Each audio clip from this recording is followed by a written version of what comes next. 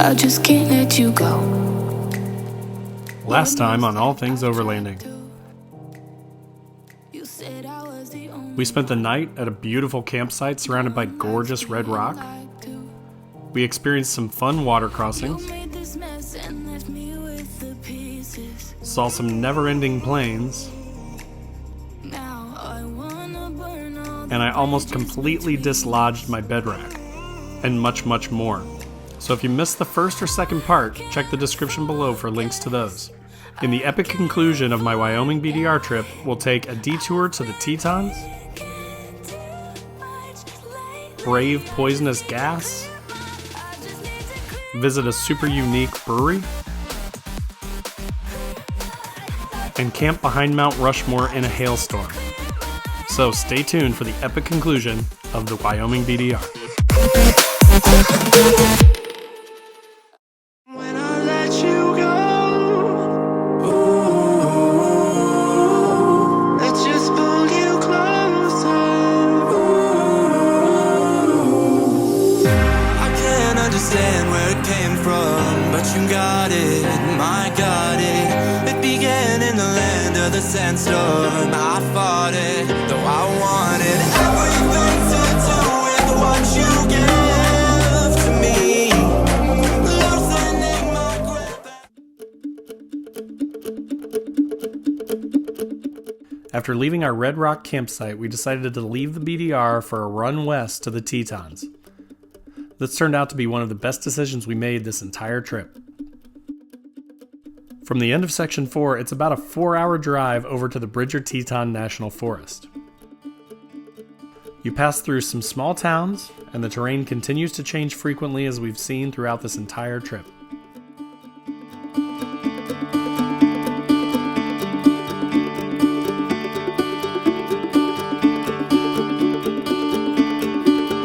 Alright guys, so we just got into Bridger-Teton National Forest.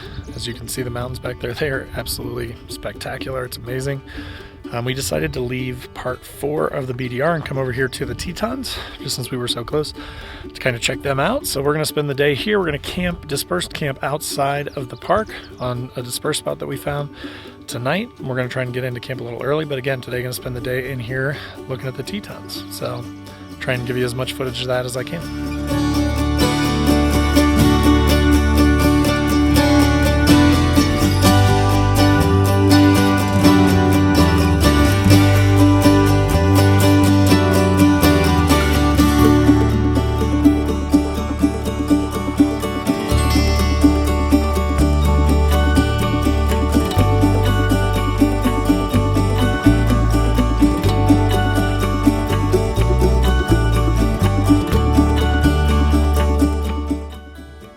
Eventually we arrived at the Craig Thomas Discovery and Visitor Center, which was packed full of interesting displays and historical info.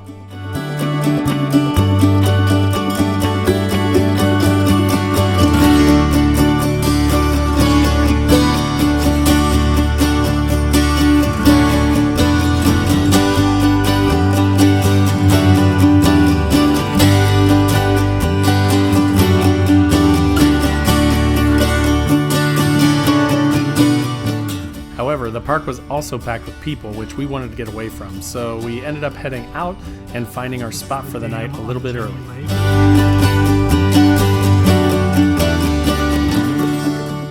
Alright guys, so it is Saturday. We left the BDR, we went to the Teton Mountains. It was beautiful, beautiful backdrops and things like that. We just found a dispersed site, maybe, I'd say about 20 miles outside of Grand Tetons. And it's on this little creek here, so we kind of were getting a little stinky. So we decided to go ahead and take a bath in the creek. And it was really cold, really, really cold, but refreshing. So now I feel very refreshed, like a new man. And we're gonna go sit around a fire, have some dinner, and hang out. And then we're gonna be hitting the road tomorrow to head back to Riverton, Wyoming. And when we get there, we'll be hopping back on the BDR and then continuing north on that. So more to come. Unfortunately, shortly after we started the fire, it started to pour down rain. So we ended up sitting under a gazebo all night long and just kind of hanging out and then going to bed a little early. The next morning we woke up, luckily it was sunny out, and we hit the road headed back through the Shoshone National Forest towards Riverton, Wyoming.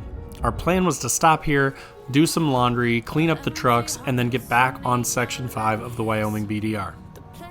I'm airing out the tent. After everybody finished their laundry and we dried out our tents and awnings, we headed to a local restaurant called the Rusty Truck. Now this place was amazing, and honestly it was one of the best burgers and fries I've had anywhere. They also have an ice cream spot in here, so it was a great place to check out. So if you're ever near Riverton, Wyoming, check out the Rusty Truck. I hate all this overthinking. The more I swim, the more I'm sinking. Take me to. After lunch, we all got gassed up, and Hunter wanted to refill his water tanks on his skinny guy camper on the back of his Ram. And he told us that it was a pretty funny situation because due to the angle of the filler neck or something, when you fill this thing up from a hose, it generally hits a point where it then will shoot water back out. So we all got quite a kick out of watching him fill this thing and be terrified constantly that he was going to get sprayed. So hope you enjoy. So we're going to go a little bit, it's going to start gurgling, and then it's going to shoot out at us. And I'm going to hold on to this because last time I drove away from the driveway. Yeah, that's bad. And got into town and realized, wait, where's my cap at? Watch out, watch out. Maybe not. Does it go worse than that? Oh yeah, it goes like a lot worse. Like it shoots out. Huh.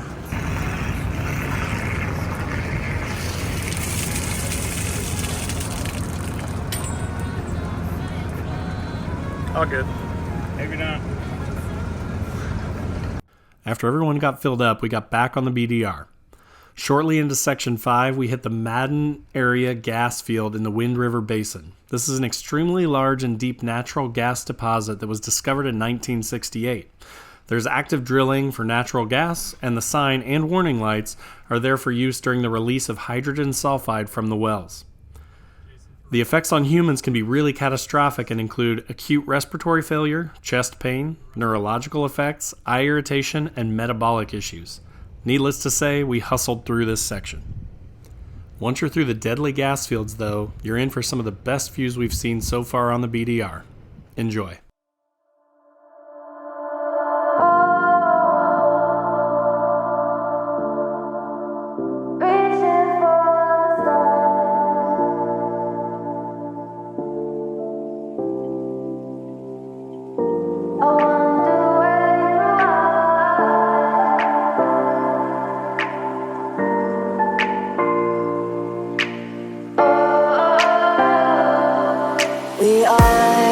We are dreaming in the dark. We are nothing more than dust. Search but you stay lost. We are reaching for the stars, but we're making this too hard. And I wonder where you are. Mysterious, that's the part you always show, 'cause you're too. As we reluctantly left the beautiful cliffs, we then came to a largely abandoned ghost town. It turns out that this was an omen of what was to come, because what happened next was a lot scarier than any ghosts. As we headed into Section 6 of the BDR, the road got increasingly dusty. Visibility plummeted so much that we had to increase our following distance quite a bit. Unfortunately, that exacerbated some issues Hunter was already having from the back of the convoy with his comms. So we just left the sort of those red rock canyons, beautiful, gorgeous sights. And we're driving down the gravel road, and we just had a little reminder of how quickly things can go bad. So we're driving down this gravel road. It's super dusty. So I've got my strobes going in the back. Everybody's got their flashers on. We're driving with tons of distance between all of us and staying on comms on the radios so that we can talk and make sure everybody knows what's going on. And Hunter, who's in the back there in the Ram, was way back behind me. And as we're coming around a turn, Patrick in the lead says, "Hey, there's a big semi-truck flying, get over." So Scott gets over in front of me, I get over, I'm on the shoulder, and this like livestock semi-truck comes flying around in the middle of the road and almost runs me off the road. Meanwhile, I'm frantically yelling at Hunter, hey, Hunter, there's a big truck coming, get off the road. And he's not replying. And so then we're sitting here and we're like, Hunter, where are you, Hunter? It turns out for some reason, he's kind of been having intermittent comms issues this whole time where he'll not hear us, or he'll say something and we'll reply and he won't hear our reply. So he said he's still having those comms issues. So he did not get hit, luckily for everyone. And he pulled up behind us, so we gave him a handheld. So where I'm going with this, though, is, you know, to kind of give you guys a real life example of why it's so important to be aware and cautious, to use, you know, safety measures like the strobe lights that I've got in the back, or at least your flashers and headlights and stuff in this dusty stuff. I'm going to turn the camera around here and show you just how dusty it is. It doesn't look as dusty on camera because the viewpoint is wider, but it's, I mean, it's crazy. I can barely see the truck in front of me. So the best thing to do is just leave a bunch of distance so that they can, you know, get out ahead of you and you have more time to react if they have to stop or something. And then that also lets the dust clear a little bit more so you can see more. Once we solved Hunter's comms issue, we kept going further into Section 6. We stumbled across this beautiful canyon and we stopped to hop out to check it out. Wow. I'll get truck.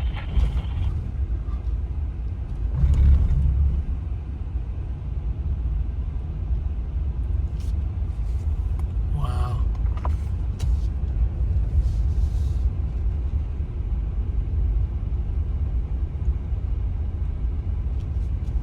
So we're in Section 6 of the Wyoming BDR, and we just all of a sudden came to this amazing mountain range, just pushed up out of the ground.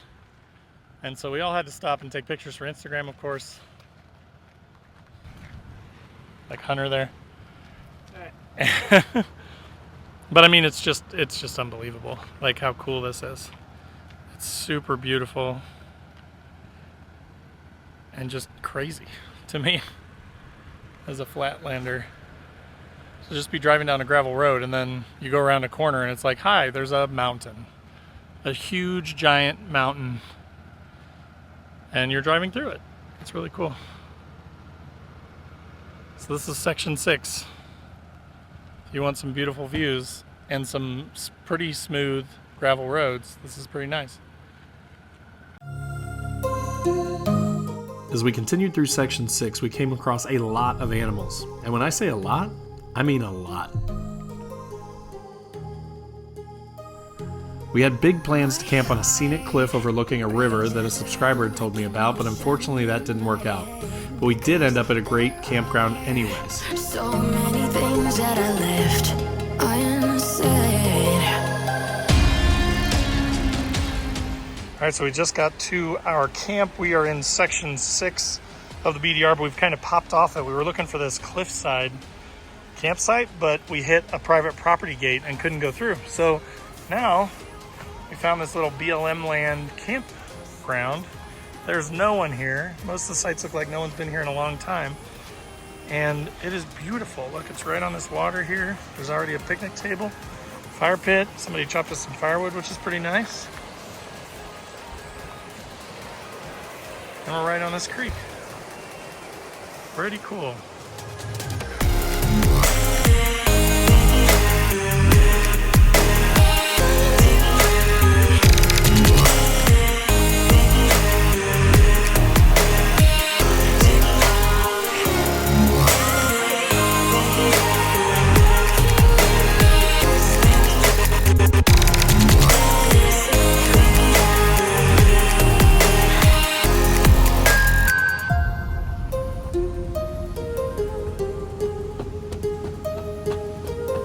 Today we woke up and we're heading back to finish up Section 6. So far Section 6 has been one of our favorites. It's beautiful.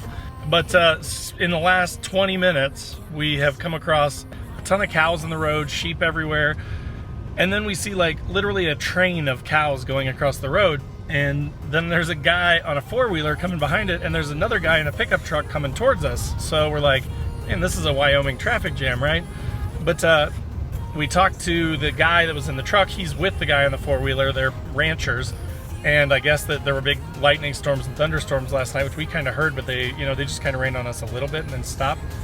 But it separated some of the moms and the calves, so they're out here kind of rounding them all up and getting them all back together. So that was kind of cool. Also, the guy made a recommendation that we go to Ten Sleep, which is the end of Section 6 and was our plan anyways. There's a brewery there and we were gonna have lunch there, and he said, yeah, absolutely do that, it's awesome. So just FYI, if you're running Section 6 and you get to Ten Sleep at the end, there is a brewery there, and I'll let you know what we think of it once we eat at it, but from everybody we've talked to, it sounds like it's pretty awesome. So excited to check that out now with some more positive recommendations. So yeah, lots going on today, lots going on. This is just the beginning. It's 10 o'clock, so we'll see what happens.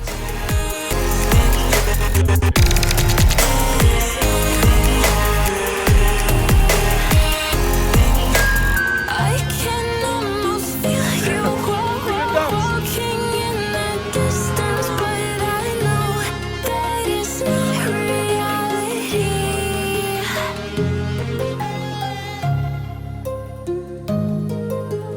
She said the problem, and I know this from our cows.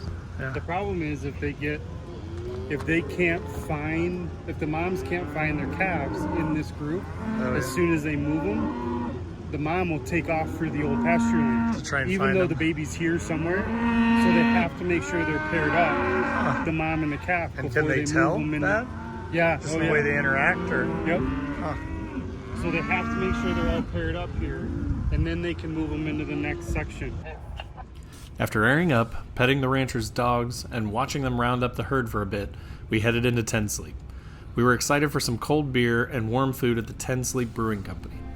The brewery was super cool. They've got a lot of live music that plays there, there's a ton of outdoor seating, and the atmosphere is great. The beer was good too. They don't have a ton to choose from food-wise, but the pizza was decent.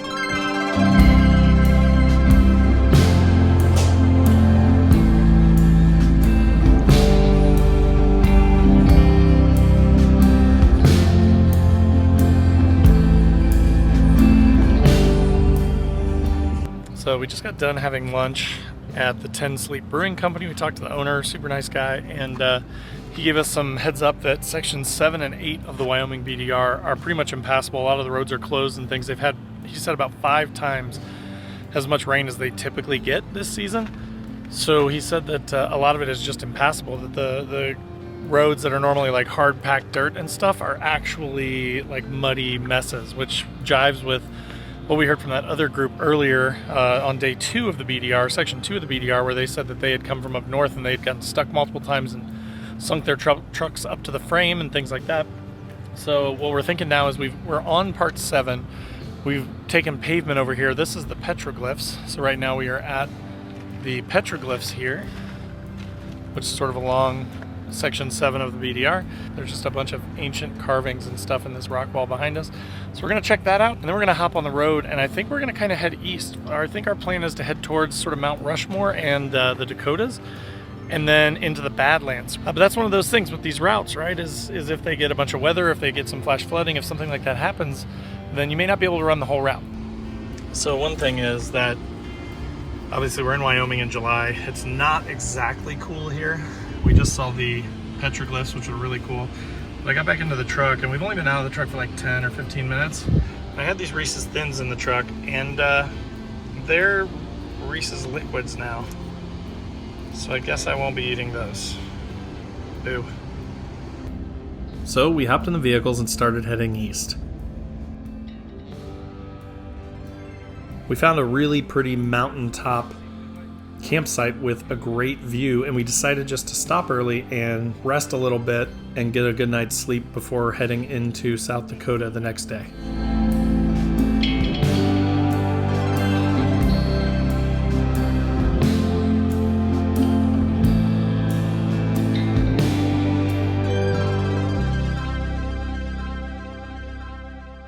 The next day we woke up well rested and ready to put down some miles. We left our mountaintop campsite and drove east with a goal of getting to Mount Rushmore.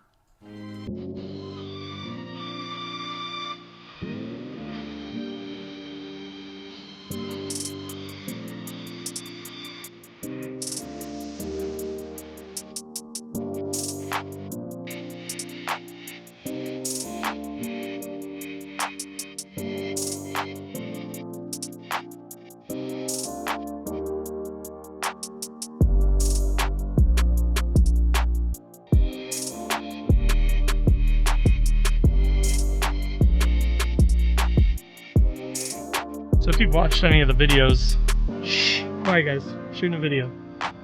If you've watched any of the videos on Wyoming and the Wyoming BDR, you know that there are a lot of cows out here. I've been here for about 5 minutes now. I still don't see an end in sight to the cows coming. So yeah, that's one of the things. Dust, lots of dust, and lots of cows. There are also some sheep. We've seen some antelope, a lot of antelope.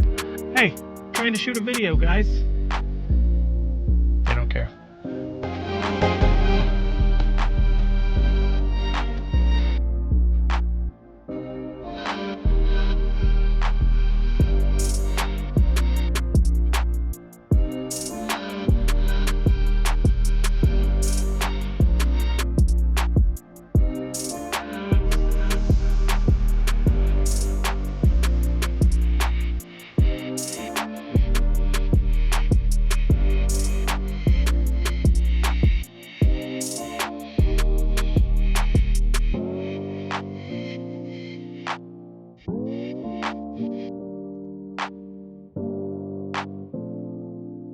Mount Rushmore was pretty cool, but our campsite that night was even better.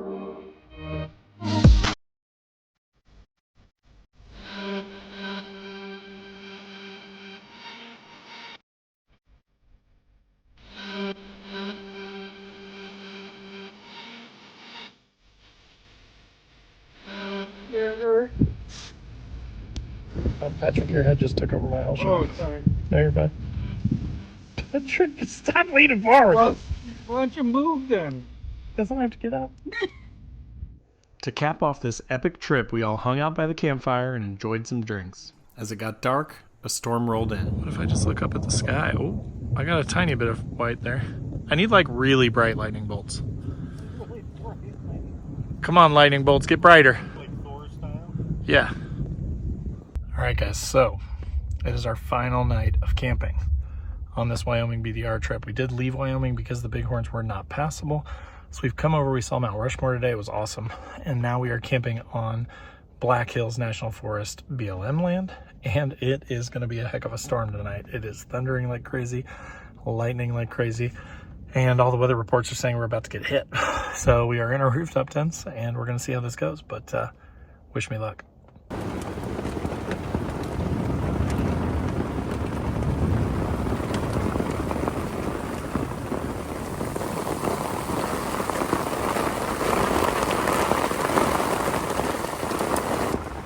Might be hailing, I'm not sure.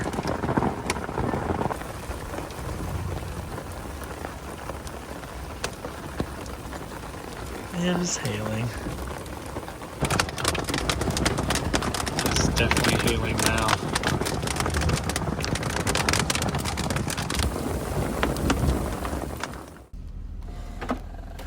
The next morning, we all woke up sad that the adventure was coming to an end, but excited to get back home to our families and friends. If you ever get the chance to take an epic, long overlanding trip like this, do it. Lifelong friendships were forged, we saw amazing and beautiful things that most people will never see, and we tested and improved our overlanding setups. Wyoming is a gem, and I can't wait to go back. Thanks for watching, and make sure to click the thumbs up and subscribe buttons for more all things overlanding.